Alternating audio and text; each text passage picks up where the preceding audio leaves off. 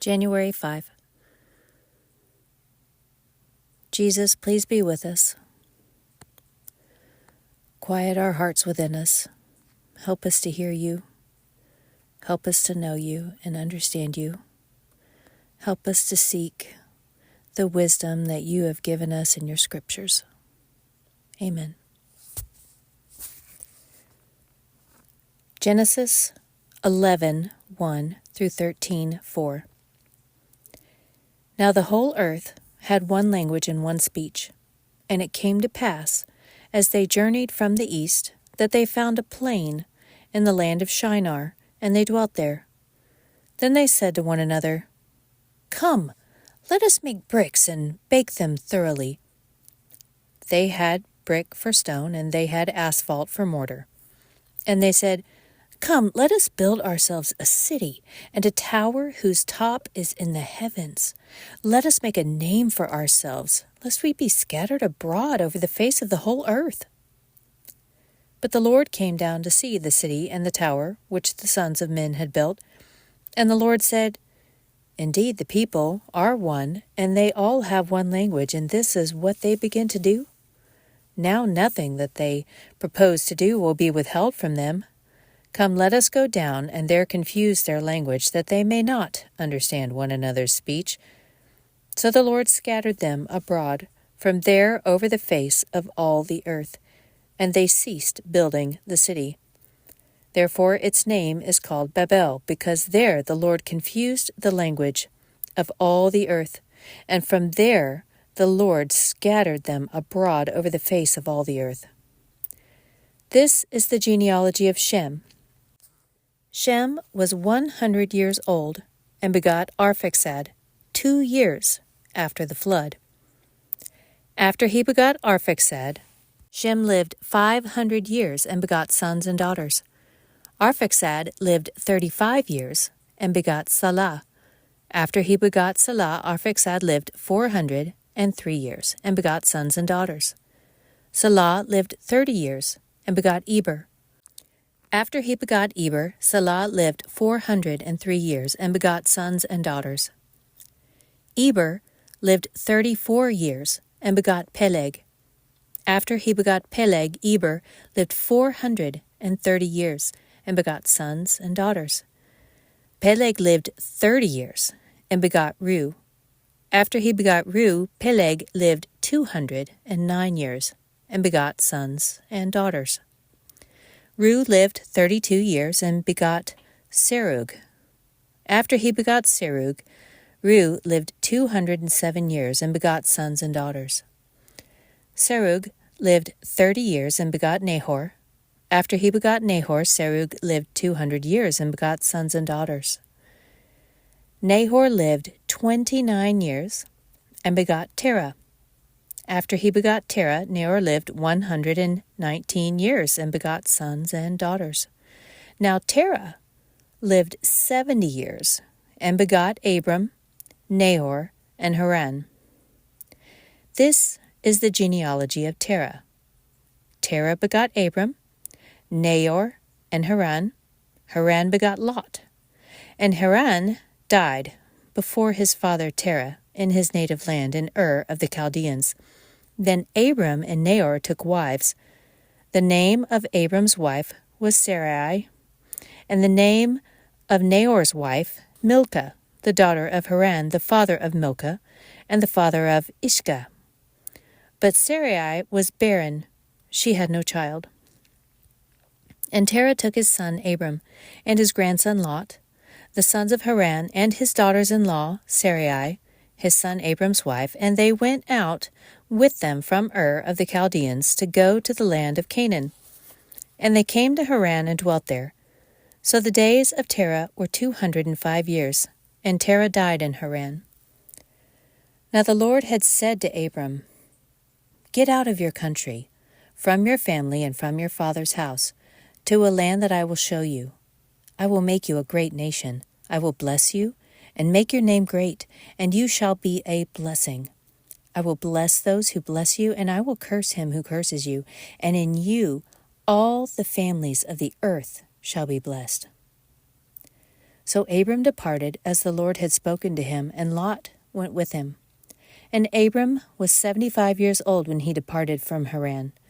Then Abram took Sarai his wife, and Lot his brother's son, and all their possessions that they had gathered, and the people whom they had acquired in Haran, and they departed to go to the land of Canaan. So they came to the land of Canaan. Abram passed through the land to the place of Shechem, as far as the terebinth tree of Moreh, and the Canaanites were then in the land. Then the Lord appeared to Abram, and said, To your descendants I will give this land. And there he built an altar to the Lord, who had appeared to him, and he moved from there to the mountain east of Bethel, and he pitched his tent with Bethel on his west, and Ai on the east. And he built an altar to the Lord, and called on the name of the Lord. So Abram journeyed, going on still toward the south.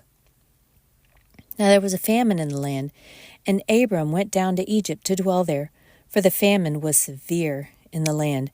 And it came to pass, when he was close to entering Egypt, that he said to Sarai his wife, Indeed I know that you are a woman of beautiful countenance. Therefore it will happen, when the Egyptians see you, that they will say, This is his wife, and they will kill me, but they will let you live. Please say you are my sister, that it may be well with me for your sake, and that I may live because of you. So it was, when Abram came into Egypt, that the Egyptians saw the woman, that she was very beautiful.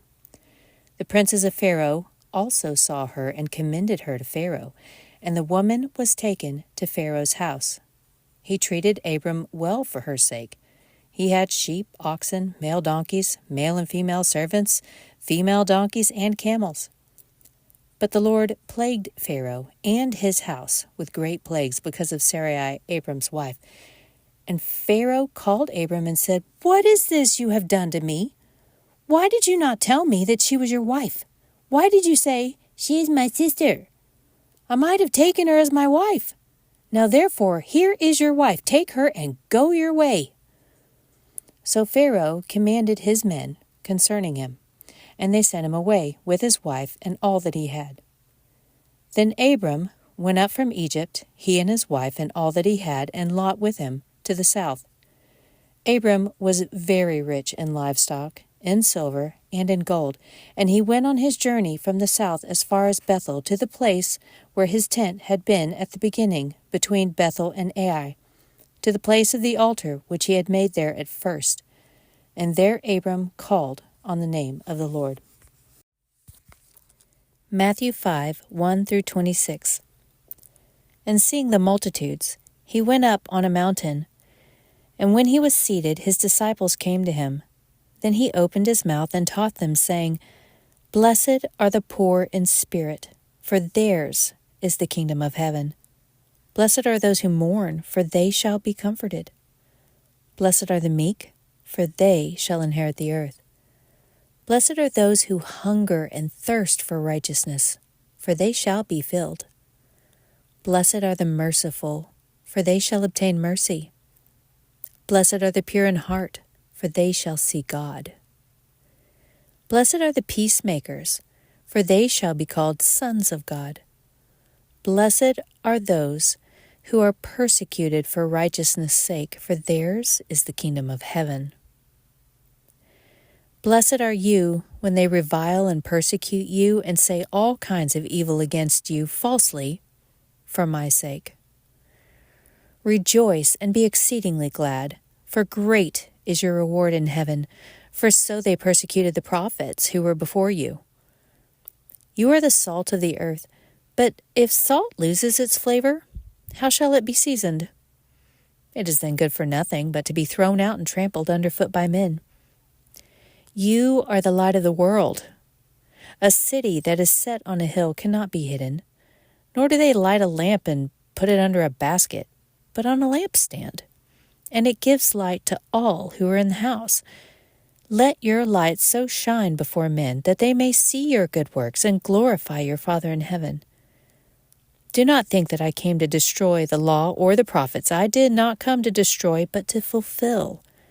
For assuredly I say to you, till heaven and earth pass away, one jot or one tittle will by no means pass from the law till all is fulfilled. Whoever therefore breaks one of the least of these commandments and teaches men so shall be called least in the kingdom of heaven. But whoever does and teaches them shall be called great in the kingdom of heaven. For I say to you that unless your righteousness exceeds the righteousness of the scribes and Pharisees, you will by no means enter the kingdom of heaven. You have heard that it was said to those of old, You shall not murder, and whoever murders will be in danger of the judgment. But I say to you that whoever is angry with his brother without a cause shall be in danger of the judgment. And whoever says to his brother, Raka, shall be in danger of the council. But whoever says, You fool, shall be in danger of hellfire. Therefore, if you bring your gift to the altar, and there remember that your brother has something against you, leave your gift there before the altar and go your way. First be reconciled to your brother, and then come and offer your gift. Agree with your adversary quickly, while you are in the way with him, lest your adversary deliver you to the judge hand you over to the officer, and you be thrown into prison. Assuredly, I say to you, you will by no means get out of there till you have paid the last penny. Psalm 5, 1-12. To the chief musician with flutes, a psalm of David. Give ear to my words, O Lord, consider my meditation. Give heed to the voice of my cry, my King and my God, for to you I will pray. My voice you shall hear in the morning, O Lord. In the morning I will direct it to you, and I will look up. For you are not a God who takes pleasure in wickedness, nor shall evil dwell with you.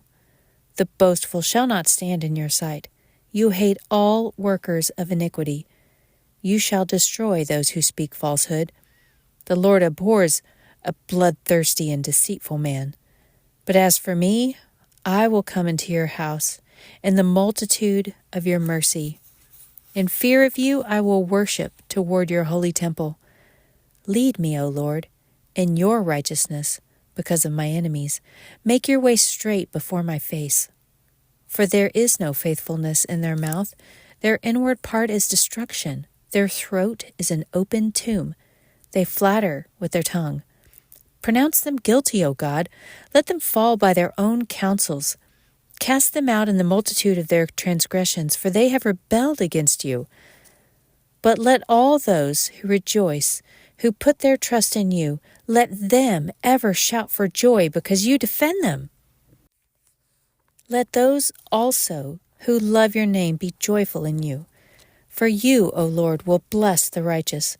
With favor, you will surround him with a shield. Proverbs 1:24-28. Because I, wisdom, have called and you refused, I have stretched out my hand and no one regarded. Because you disdained all my counsel and would have none of my rebuke, I also will laugh at your calamity. I will mock when your terror comes. When your terror comes like a storm and your destruction comes like a whirlwind, when distress and anguish come upon you, then they will call on me, but I will not answer. They will seek me diligently, but they will not find me.